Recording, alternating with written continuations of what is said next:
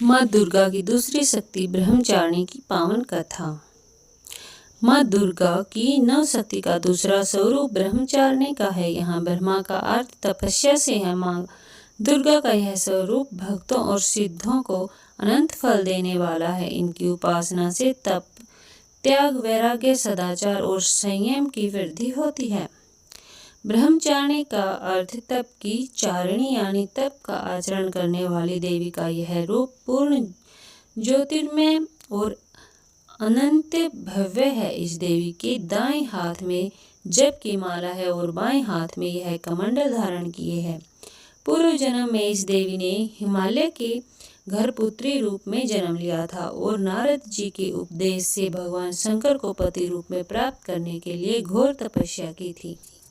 इस कठिन तपस्या के कारण इन्हें तपस्विनी अर्थात ब्रह्मचारिणी नाम से अभिहित किया गया। 1000 वर्ष तक इन्होंने केवल फल फूल खाकर बिताए और 100 वर्षों तक केवल जमीन पर रहकर शाक पर निर्वाह किया। कुछ दिनों तक कठिन उपवास रखे और खुले आकाश के नीचे वर्षा और धूप के घोर कष्ट सहे। 3000 वर्षों तक टूटे हुए बिल्व पत्र खाए और भगवान शंकर की आराधना करती रही। इसके बाद तो उन्होंने सूखे बिल्व पत्र खाना भी छोड़ दिए। कई हजार वर्षों तक निर्जल और निराहार रहकर तपस्या करती रही। पत्तों को खाना छोड़ देने के कारण ही इनका नाम अपर्णा नाम पड़ गया। कठिन तपस्या के कारण देवी का शरीर एकदम क्षीण हो गया। देवता, ऋषि, सिद्धगण, मुनि सभी ने ब्रह्मचारिणी की तपस्या को अभूतपूर्व पुण्य कृत्य बताया, सराहना की और कहा, हे देवी, आज तक किसी ने इस तरह की कठोर तपस्या नहीं की। यह तुम्ही से ही संभव हुई है। तुम्हारी मनोकामना परिपूर्ण होगी और भगवान चंद्रमौली शिवजी तुम्हें पति रूप में प्राप्त होंगे। अब तपस्या छोड़कर घोर लौट जाओ। जल्द ही तुम्हारे पिता तुम्हें बुलाने आ रहे हैं।